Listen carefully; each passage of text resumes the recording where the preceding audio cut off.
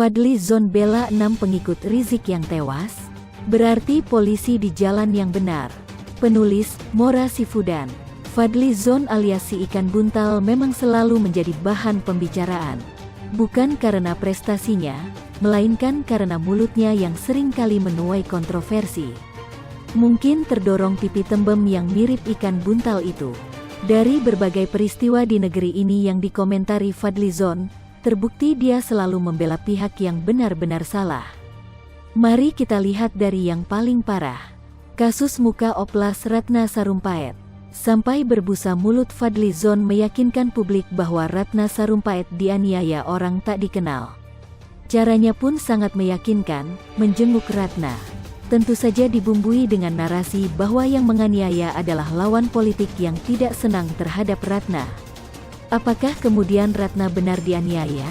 Tidak, Ratna ternyata dioperasi plastik sampai mukanya bengkak. Entah karena Ratna membohongi Fadly, entah dia adalah bagian dari kebohongan itu sendiri. Yang jelas dia sudah membela yang berbohong.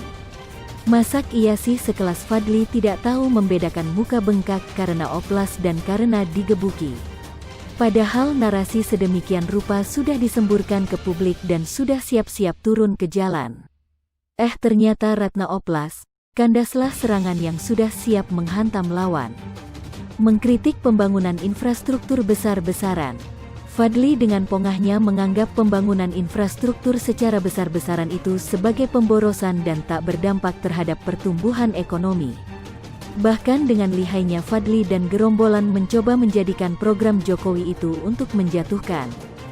Padahal kenyataannya, infrastruktur Jokowi sangat disambut baik oleh publik baik pengusaha maupun masyarakat biasa. Malah mereka bersyukur atas pembangunan infrastruktur itu. Dan Fadly lagi-lagi di pihak yang salah.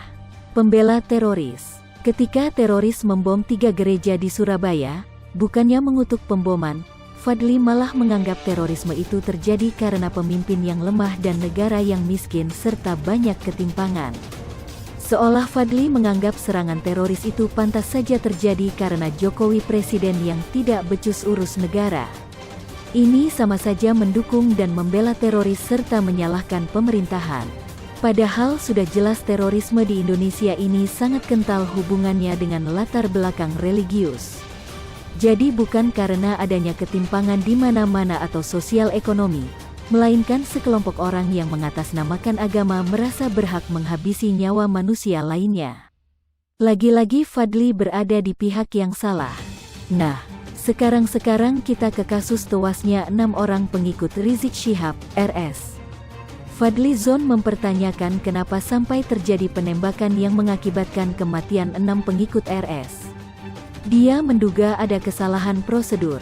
Bahkan mempertanyakan kenapa sampai ada polisi yang membuntuti RS. Dan sama sekali dia tidak menyinggung soal 6 orang tewas itu membawa senjata api dan senjata tajam serta penyerangan terhadap aparat. Secara terang-terangan Fadly membela RS dan pengikutnya serta mempertanyakan profesionalitas kepolisian. Dia lebih mempercayai narasi FPI dengan segala dalilnya, yang sudah biasa main drama di target aparat, daripada lembaga negara yang sah. Dari rekam jejak Fadly Zon yang selalu membela yang salah, maka tidak salah kemudian kita menyebut polisi sudah berada di jalur yang benar. Tentu saja bukan hanya soal Fadly Zon yang membela pengikut RS, melainkan juga fakta hukum di lapangan serta bukti-bukti lain yang belum dipaparkan kepolisian. Maka polisi lanjut saja sesuai prosedur hukum yang berlaku. Soal Fadly Zon, serahkan ke netizen kece. Samalah posisi Fadly dengan PKS. Pokoknya kalau pemerintah melaksanakan A dan Fadly serta PKS menentangnya, berarti pemerintah dan jajarannya sudah berada di jalur yang tepat. Harusnya Fadly ini di PKS saja, bukan di Gerindra biar paket otak terbaliknya jadi lengkap. Pertanyaannya, kenapa Fadly Zon selalu membela yang salah atau setidaknya membela kelompok RS? Jelas karena dia akan tetap jadi oposisinya Jokowi sekalipun partainya sekubu dengan pemerintah. Selain itu posisi Fadly ini memang sepertinya sengaja dipertahankan Gerindra untuk mempertahankan dukungan dari kelompok RS terhadap partainya jika suatu saat ada pemilu termasuk Pilkada 2020 yang akan berlangsung besok. Akan sangat disayangkan kalau suara pengikut dan simpatisan FPI hilang begitu saja. Walau tak seberapa, tetapi daya rusak FPI terhadap lawan politik cukup diperhitungkan. Maklum FPI selalu bersembunyi di belakang agama. Makjeleb, niatnya mau sudutkan Bima Arya, Fadlizon malah kena sleding keras Yunarto Wijaya. Ada hal yang sering banget disebutkan oleh netizen dunia maya terhadap beberapa orang di negeri ini, yakni kalau gak nyinyir gak makan. Karena begitu seriusnya isu nyinyiran ini, sampai-sampai ada yang memfilmkannya dengan judul Tilik. Bercerita tentang rombongan ibu-ibu yang lagi menaiki truk untuk menjenguk Bu Lurah yang lagi dirawat di rumah sakit. Yang mana salah satu dari rombongan ibu-ibu itu bernama Bu Tejo tidak henti-hentinya nyinyirin seorang bunga desa yang cantik jelita bernama Dian. Tidak pelak, karena film pendek itu ngena banget di hati masyarakat, akhirnya mendapat sambutan yang luar biasa. Nah, kembali ke kalau gak makan kalau gak nyinyir tadi. Salah seorang pelakunya adalah Rocky Gerung. Kita tahu sendiri bagaimana si Rocky ini gak pernah sekalipun ngurus negara. Jangankan mau duduk di kursi pemerintahan, jadi ketua RT saja dia gak pernah. Tapi kalau dia lagi ngomong, seolah-olah lebih berpengalaman dari Presiden Jokowi dalam mengurus pemerintahan ini. Bahkan tidak jarang ia turut merendahkan pemerintah, layaknya kadrun yang gagal move on. Padahal ngurus negara itu tidak hanya soal menjalankan teori saja loh. Tapi ada banyak permasalahan yang mesti diselesaikan yang itu gak ada di buku pelajaran manapun. Hanya saja, meskipun minim praktek si Rocky ini banyak cuap, sehingga ia disukai oleh ILC maupun oleh para kadrun pendukung Prabowo di Pilpres 2019 lalu. Hingga, meskipun omongnya di ILC itu tong kosong nyaring bunyinya alias gak ada faedahnya sama sekali, ia dapat honor dari Tiffen dengan jumlah yang cukup banyak.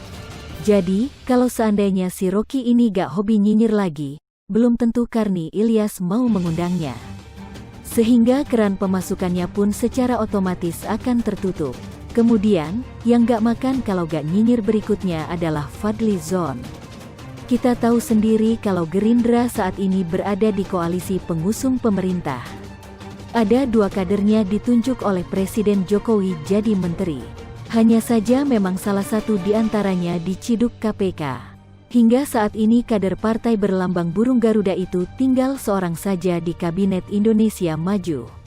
Namun, tidak menutup kemungkinan kedepannya akan ada lagi kader Gerindra yang ditunjuk jadi menteri.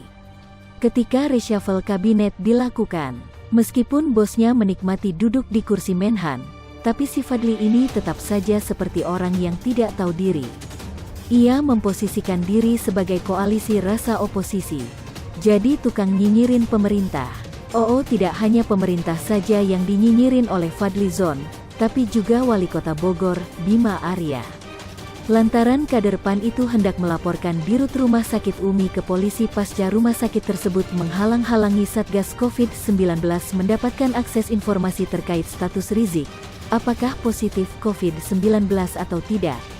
Memang sih ada yang mengatakan itu hanya drama Wali Kota Bogor saja. Karena tidak menunggu waktu lama, setelah wacana hendak melaporkan Dirut RS UMI itu digulirkan, ia lantas mempertimbangkan untuk membatalkan laporan tersebut. Tapi Fadlizon sudah terlanjur nyinyir. Tanpa tedeng aleng-aleng, ia menuding Bima Arya sedang mencari perhatian dan mencari peluang politik. Walkot Bogor Bima Arya mungkin sedang cari perhatian mencari peluang politik, cuit Fadlizon melalui akun Twitternya @fadlizon. Namun, bukannya mendapat perhatian atau pujian dari Prabowo terkait cuitannya itu, Fadlizon malah kena skakmat Yunarto Wijaya. Totok panggilan Yunarto, gerah melihat sahabatnya, Bima Arya diperlakukan seperti itu oleh Fadlizon. Tanpa tedeng aleng-aleng juga ia mengatakan gak apa-apa mencari peluang politik. Daripada nyari uang haram lewat kebijakan ekspor benih lobster. Makjeleb, ngena banget. Kakak sebagaimana kita ketahui bahwa salah seorang kolega Fadlizon, Edi Prabowo baru-baru ini ditangkap KPK lantaran korupsi terkait izin ekspor benih lobster. Menteri KKP itu dikatakan menerima uang senilai 3,4 miliar rupiah dan 100.000 dolar AS dari PT Aero Citra Cargo. Dengan kompensasi, semua perusahaan yang mau ekspor benih lobster mesti melalui PT Aero Citra ini. Dengan biaya angkut Rp1.800 per ekor. Jadi, si Fadli ini diingatkan dengan keras oleh Totok, lihat dulu deh internal partai lo, sudah benar apa belum, sebelum ngurusin orang lain. Mampu lo Zong, hahaha.